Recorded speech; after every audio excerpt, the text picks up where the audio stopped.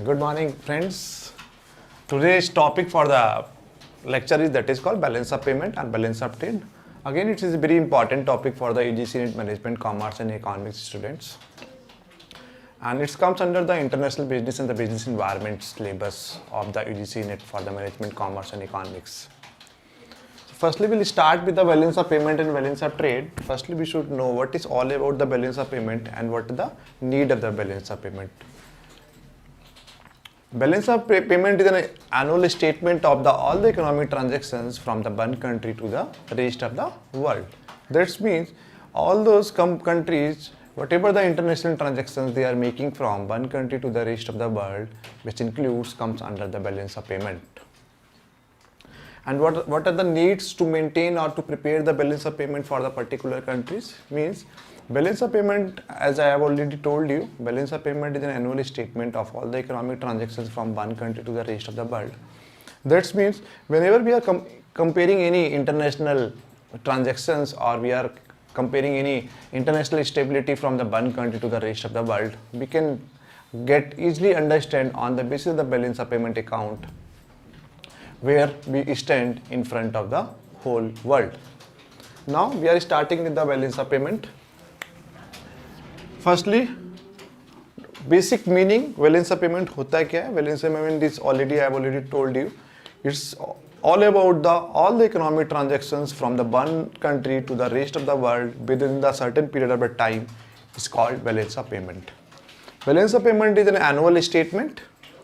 Mainly be prepared on the basis of the quarter, but we present in front of the world in an annual statement. It depending on whatever the financial year you are maintaining in your respective countries. And there are many countries across the globe which is preparing their financial year on the basis of December to January. And there are many countries they are maintaining their financial year on the basis of April to March.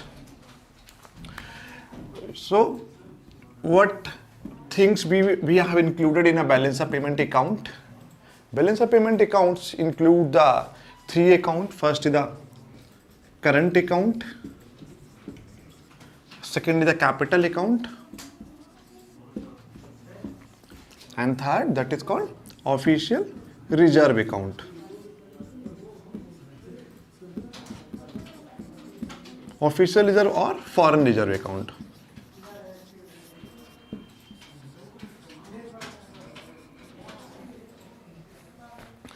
In the current account, we includes only the product and services, and whatever the export and import we are doing for the product and services comes under the current accounts.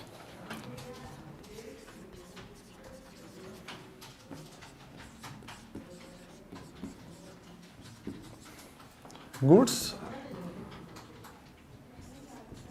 that might be possible automobiles, food items, and in terms of services we includes the transportation, bankings, insurance and telecommunication, etc.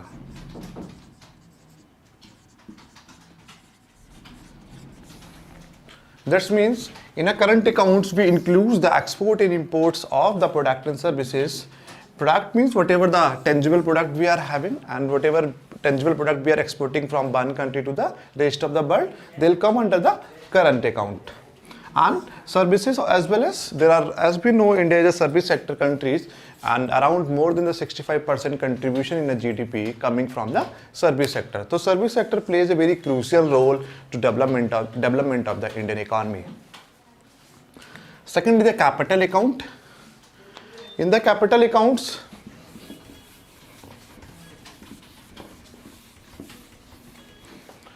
we include the investment,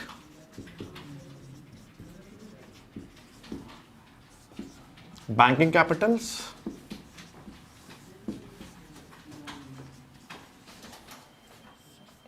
loans. In an investment, we include the FDI and FIIs, foreign direct investment and the foreign institutional investments. In a banking capitals, it is all about the NRI deposits, and in the loans, commercial borrowings,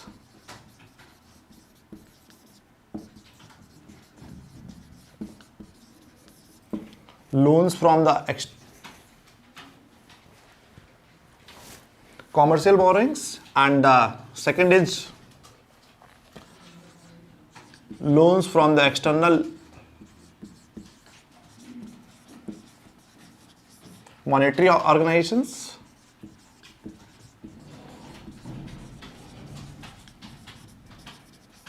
like IMF and World Bank. There are many international monetary organizations in the world. They provided the loans to the some concerned countries whenever they are requiring any money. Means if we are taking any loans, if we are granting any loans to any countries, all the loans and all the grants will come under the capital account, comes under the balance of payment. Investment is all about the FDIs and FIIs, foreign direct investment and the foreign institutional investment. We'll discuss this particular topic in a separate videos. FDI is in a basic terminologies. Whatever the investment we are getting from the across the globe in our respective countries, that's come under the foreign direct investment. Means any country, any company which belongs to the outside of the world, like Apple or Samsung, they belong to some different countries. If they are starting their any plant, they are starting their any production facilities within the country premises, within the Indian geographical areas, that is called FDI. Banking capital, that is called NRI deposits.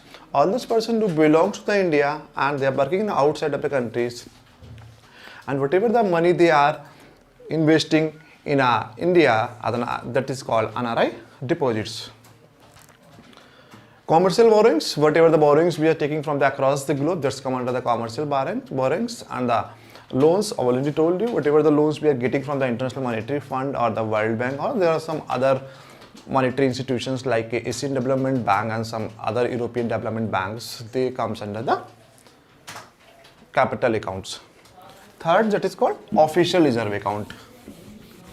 In our official reserve accounts, we mainly include the gold and the foreign reserve. So means that is, if our current account and the capital account is in a surplus, so automatically your official reserve account will be in a surplus, because in the official reserve account we mainly includes only the gold and the foreign reserve, forex, that is called foreign exchange.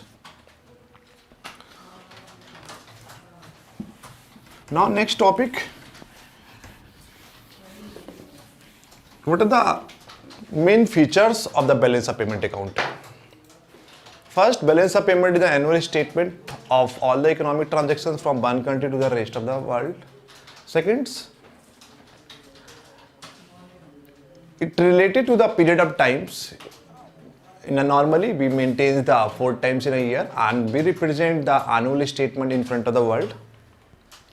Second, it is a double entry bookkeeping system. Whatever the entry we will make, whatever the entry we will includes in a balance of payment account, that will be impact on the dual side, credit side and the debit side. Now, what are the imbalances of the balance of payment account? Imbalances in a POP account. First, if debit exceeds the credit,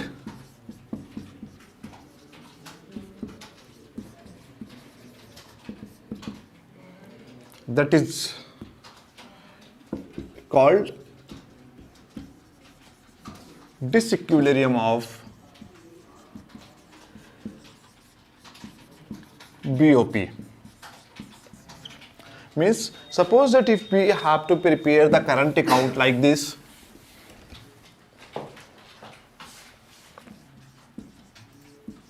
how we make the current account? In a current account, we maintain the one is the debit side, other is the credit side. I have already told you that all the entries in a balance of payment impacts on the dual side. First, that is called debit side and the credit side. What will be come under the debit side and what will be come in the credit side? Whatever the import we are doing, whatever the product we are importing from the rest of the world, from the whole world, those come under the debit side. Because if we are importing most of the products, means we have to make the payment, and as we know, whenever we are doing any international transactions or we are importing any goods from US or China or some South African countries, we have to make the payment in their own respective currencies. If we are making more import in our country, that is called we requiring the more foreign currencies.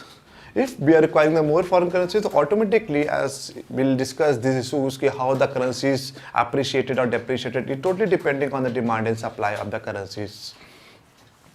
And whatever the export we are doing, that will come under the credit side. Now, what are the causes or what is the reason behind the imbalances of the current account? If the debit exceed the credit,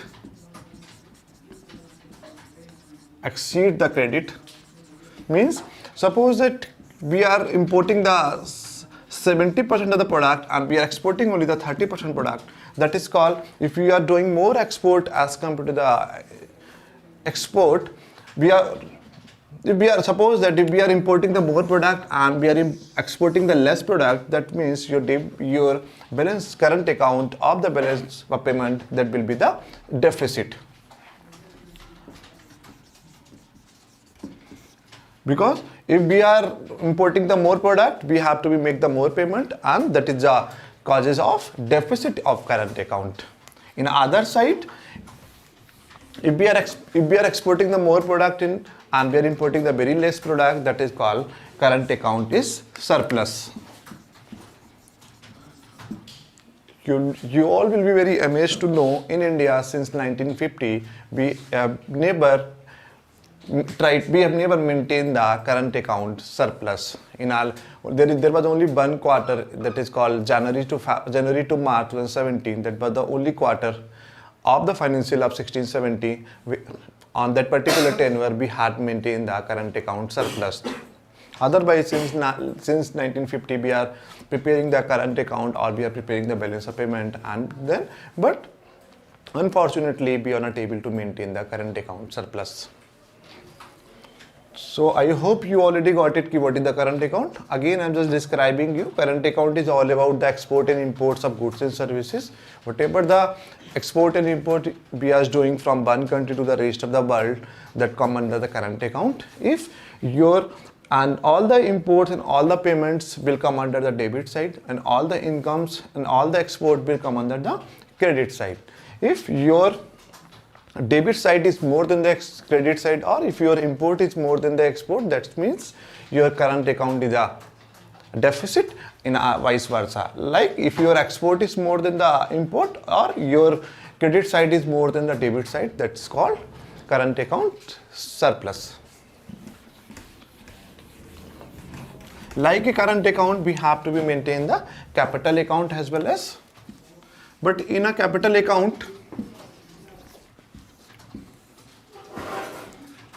here we include that is called inflow and outflow. Means whatever the FDIs, whatever the investment and whatever the loans we are receiving from across the globe, those come under the inflows, and whatever the FDI we are doing across the globe, that come under the outflow. In a simple words, any company which belongs to the either US or China and some other countries, they are starting any plan, they are starting any businesses in India, that's come under the inflows of the FDI. And in a same ways, any companies which belongs to India, they are starting their plant in some other countries, that come under the outflows. Here, when the capital account will be the deficit or when the capital account will be the surplus, if inflows is greater than outflow, that is called surplus capital account. If outflows is greater than inflows, If outflows is greater than inflows, that is called capital account deficit. That is the only reason कि every country they are more concerned about their more production facilities in their respective countries. We can take the examples of the India in 2014 when the Narendra Modi government came into the existence. They started some Make in India policies. He wanted to be in the favor that you have to start your business in India. You can sell your product across the globe because there are many positive and there are many advantages of the local facilities and local manufacturing within the country premises. One, that is called inflows of the FDI. Inflows of the FDI will leads to the employment generations.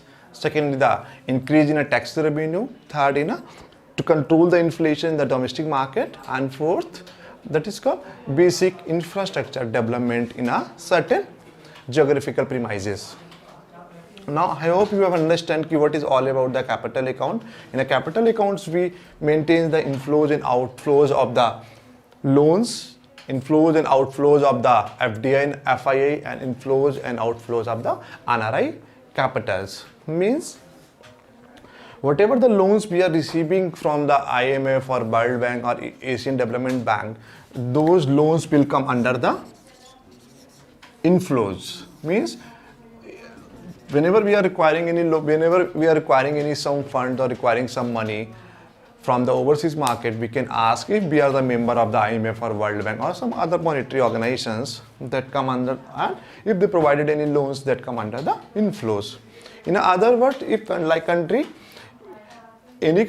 foreign country, they are requiring any money from the India, and if Indian government provided some loans or some grants to the any countries or any part of the world, which will come under the outflows. Third is, as I already told you, that is called NRI capital. NRI, if any person belongs to the India, they are working as some outside and they are coming with their money and they are depositing their money in the Indian banking system, that is called inflows of the capital account. If somebody belongs to the outside and they are working in the India, and whatever the income, whatever the money they are earning in India, and they are taking back their money in their own respective country, that is called outflows of the capital account. Now, official reserve account, if your current account and capital account is in the surplus, then your official reserve account automatically will be in the surplus. As we have started, and now next topic in a balance of payment, that is called causes of the disequilibrium. There are three basic causes of the disequilibrium in a balance of payment account. First is the economical factor, second is social factor, and third is the political factor. In an economical factor, there are very few factors which come under the economical factor. That is called if there is an imbalance between the export and import. As we know, export and imports come under the current account. If there is a huge gap between the export and import, if we are exporting more products and importing the less product, that is also the causes of imbalances in a balance of payment accounts. Second, that is called high domestic price. If there is a high inflation rate in your country, sometimes then we have to go for the importing the product from the rest of the world. There is a perfect example of the Chinese market. The main reason behind the importing the more product from the China, that is called because they are selling the product at a very cheaper rate, and we are not able to produce those products in India as at a cheaper rate as compared to the China. Not in all, China is the only example. There are many examples of many product and services within the India. We have to import the product just because of the high domestic prices of those particular product and services in India. Then we have to go for the importing of those product and services. Third, that is called new sources of a supply or the new substitute products. Means, suppose that we are importing the markers, or we are importing the any product from the any part of the world, and then suppose that we are requiring the demand of the 100 product, and we are importing the 40% of the particular product from the rest of the world, and we are able to maintain the 60% of particular demand of particular product from the Indian domestic product. If suppose that we have started the more manufacturing and we have started the new source of supply of particular product and services, or we find out the some substitute product of that particular product and services, then we don't need to go for the importing of those product and services. Third, that is called high inflation rate. High inflation rate I've already told. A high inflation rate or the high domestic price, both are the same thing. If we are not able to maintain the inflation rate in their own concerned economies, then we have to go for the importing of the product and services to fulfill the demand of the local public. Second is the social factor. In a social factors, we include the population growth,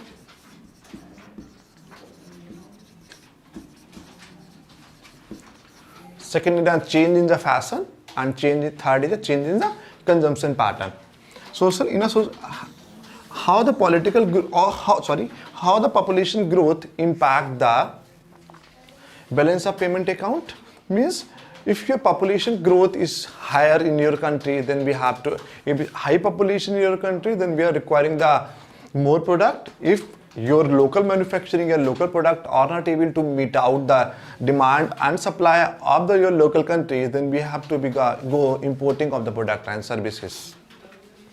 If your population growth is a negative as compared to your industrial growth, then we don't need to go for the importing of the product. Then we may increase our export, because we are able to produce the more product within the country premises, and the product which you are making, and they are able to meet out your local needs and demand of the country, even though you are having some excess amount of the inventory with you. Then what you can export those particular product and services to the rest of the world, and you can earn very good amount of the money, which will lead to the increase in the foreign reserve as well as.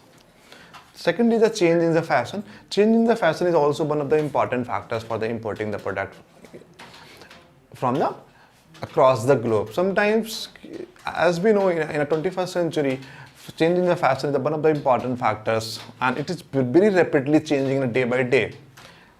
If you are not able to maintain, you are not able to meet out with the change in the fashions, your countries have to go for the importing of the product to meet out the local needs of the product and services within the country premises. Third is the change in the consumption pattern. As we know, since the last 20-25 years, our consumption patterns have been changed drastically. In earlier, we were not more concerned about the luxurious things, or we were not more concerned about the shopping behavior. But nowadays, since last 20-25 years, our shopping behavior and our consumption patterns have been changed. Now we are more concerned about the luxurious items. So if your countries are not able to maintain those particular product, or not able to manufacture the product and services within your geographical regions, then we have to go for the importing of the products. That is also leads to the increase in the imbalances of the balance of payment account. Third is again is one of the important factors, reason behind the causes of the disequilibrium in a balance of payment account. Here we'll include the political instabilities and the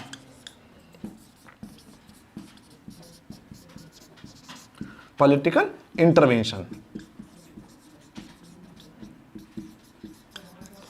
Political instability and political intervention is also one of the important factors behind the imbalances or causes of the disequilibrium of balance of payment account. First, that is called political instabilities. Suppose that your government, your central government are changing in a very rapidly, and we can take the examples of any government. Suppose that whatever the policy has been made by the one government, and next government will be coming very soonly, and they'll abolish all the policies, all the existing policies which have been made by the existing government or existing political parties. So in this way, or in this type of the countries, no foreign countries will come to your place. There will be very less chances of the inflows of the FDI in your countries. That is the only reason we always want there should be some political stability or there should be some stable government. They can take the decision, or they may take the very positive decision, or they may take the very strong decision toward the society, toward the country. Secondly, the political intervention. If government is poking their nose in every matter or every industrial matters, then again it's very less chances of industrialization in your country. As we know what happened back in 1991, we used to be the closed economies because we had a very strong license Raj, and we had a very strong policies and very complex policies. That is the only reason we had a very less number of the foreign companies in India. But nowadays, since last, as we know, since 5 years or 6 years, we have reaching the top in the ease of doing businesses in India, and we are getting the very good position. Start from the 140 to now we came down around 77th position in our world. So if suppose that if our government or our political parties are intervening, they are intervening in every matters of the commercializations, then it's very complex, or it's a very crucial issues for the international market. Here we can take the examples of the UP and Bihar. We are having some high mass consumption. We are having the population of around 35 crore in a 2-3 state, but we are having very less industry just because of the political intervention in 2 states. Now, I hope you have understood what is the causes of the disequilibrium. First is the economical factors, second is the political factor, third is the social factor. Now, measures to correct the BOPs.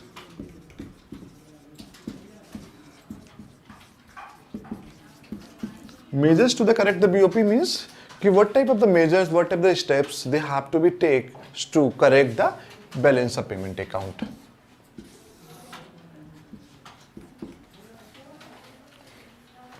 Here there are 2 types of main measures. First, the monetary measures.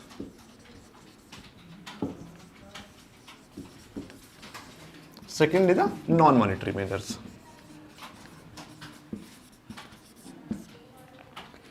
In a monetary measures, first is deflation.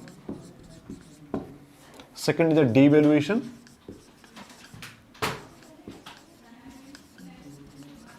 Third, increase or decrease in direct and indirect taxes. Increase or decrease in direct taxes or indirect taxes. And fourth point, that is called exchange control. Now, firstly, we'll start with the monetary measures only. Monetary measures will include the 4 points, that is called deflation. Second is the devaluation. Third is the exchange control. And fourth, that is called increase or decrease in the direct taxes or indirect taxes. First, that is called deflation. How the deflation will play the crucial role to correct the balance of payment account. As I've already told you in the last slide, that is called high domestic price or the high inflation rate is the causes of the disequilibrium in the balance of payment account. And how the deflation will play the role to measure the correct the BOP. Suppose that your countries are facing the high inflation rate in their domestic price, in their domestic countries. Now what government of the countries and what is the central bank of the countries, what they can do, they can deflate, they can create the deflationary situation in their domestic market, which will lead to the increase the export or decrease the import. Here we can take the examples of any product and services. Suppose that you are getting the product in your country at a cheaper rate, then we should not go for the importing of any product and services. That might lead to the current account surplus. Second is the devaluation. How the devaluation can lead to the balance of payment account here. How the devaluation can improve the balance of payment accounts. So before starting how the devaluation can impact the balance of payment account, firstly we should know what is the devaluation. Devaluation devaluation relate with the currencies or foreign exchange rate. Foreign exchange, in a short form we can write the forex. There are two common terminologies we use in a foreign exchange. First is the depreciation, second is the devaluation. But there is a minor differences between the devaluation and the depreciation. Depreciation is all about the external factors or depending on some market forces. But in terms of the devaluation all about the government interventions. But both are leads with the currency depreciation. Like suppose that what is the currency depreciation? Suppose that $1 is equal to 50 INR. It's the normal prices. If in terms of the India, if it goes up to the $1 is equal to 60 rupees, that is called depreciation. But why countries devalue their currencies to maintain the balance of payment accounts, which I'll tell you on later on stage. I hope you understand what is all about the currency depreciation. Normal price, that is called $1 is equal to 50 INR, that is called normal price. If it leads to the $1 is equal to 60 rupees, that is called currency depreciation. If it leads to the $1 is equal to 40 rupees, that is called currency appreciation with reference to the Indian currencies. But now I have just told you how the devaluation will impact the balance of payment account. In terms of the devaluation is all about when the government deliberately decrease the prices of their currencies with reference to the foreign currency is called the devaluation. As I'll tell you, in terms of the depreciation, you will get the less amount in export and your importing of the product again will be the costlier as well. But if you are getting the costly product in your country, means foreign countries who is exporting their product from their own domestic territories to the Indian territories, they are getting more benefits for the export. If we are, suppose that due to the excess of the export, sometimes it is also increase the inflationary situation in the domestic market. Because suppose that there is a demand of the 100 product in your country and you are just able to maintain the 100 product, means your supply and demand is all about the fulfill. Means you are able to maintain the 100 product, you are able to manufacture the 100 product in India, and your demand of the local countries, that is called again the 100 product. Here what you do, here your exporters, what does, they export the 50% of the local manufacturing of the product to the foreign countries. Now what will be done? Now supply will be less, demand will be high. It's a common economical phenomena. Your automatically inflation will be increased. If we are doing if we have devalued own currencies, that means you'll get the very less amount of the money in export. Then if you are getting the very less amount of the money in export, then we should not go for the export. If we are not able to, if we are not going for the export, means then what you will do with your manufacturing, what you will do with your domestic product, you have to sell your product within the geographical territories of the countries. Which again, if we are selling your product within the geographical territories of the countries, that means your supply and demand will be the match. Third, increase in the direct taxes or increase in the indirect taxes. It's very economical, it's very common phenomena of the international trade. Suppose that you just want to provoke or you just want to increase the export and import of the concern of some certain product and services, you can increase or decrease the direct taxes or the indirect taxes of particular product and services.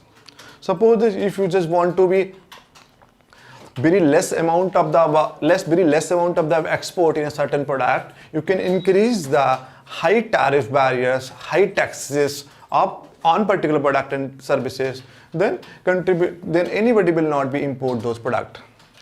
And in other side, if you just want to increase some export of certain product and services which you are actually manufacturing in your domestic countries, but your country doesn't have any demand in the local market, then what you will do, then you just because of the increase in the export, what you can do, you can reduce the tariff barriers on the export.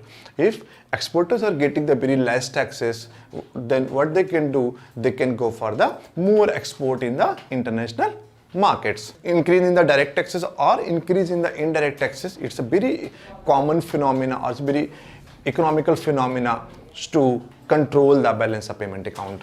Last, that is called exchange control. Exchange control is all about the foreign exchange control. If your currency is very stable and your currency is not very flexible in the international market, and there is a very less impact of the international activities on your currency, it's automatically your balance of payment will be maintained. Now, other is the non-monetary measures. In the non-monetary measures, there are only just one, two factors which is very important in the non-monetary measures. First is the quota. We can impose the high quotas. We can impose the high quotas on the particular product and services which is actually don't want in your respective country. You can put some certain quota on the basis of the quantity, on the basis of the quality, or on the basis of anything. Second is the non-tariff barrier. There are two types of barriers we are imposing in international trade. First is the tariff barrier, other is the non-tariff barrier. Tariff barrier is all about the direct taxes or indirect taxes which we are imposing in a quantity terms. And whatever the barriers we are imposing in terms of the qualitative measure, that is called non-tariff barriers. If existence of the non-tariff barriers will increase, which can lead to the control the export and import within the country premises. Now, then we should know what is all about the non-tariff barrier. Non-tariff barrier is all about whatever the barriers we are imposing on the basis of color, on the basis of taste, on the basis of preferences, or on the basis of languages. Those barriers are called the non-tariff barriers. Now, it is all about the basic balance of payment. Now, what is the balance of trade? Balance of trade and balance of trade is the part of the actually balance of payment. Here, in a balance of trade, we include only the export and import of the product. Here, I have already told you, in a balance of trade, we include, in a balance of payment, we include the product and services. We also include the unilateral transfer. We include the NRI deposit, FDI, FIIs, and some other commercial borrowings and market borrowings in a balance of payment account also. But balance of trade is an annual statement of all the economic transactions. If we are talking about all the economic transactions, that is not means all the economic transactions. That is means whatever the export and imports of product we are doing from one country to the rest of the world, that's come under the balance of trade account. Balance of balance of trade is works just like a balance of payment account, but is a very minor part of the balance of payment account. Thank you.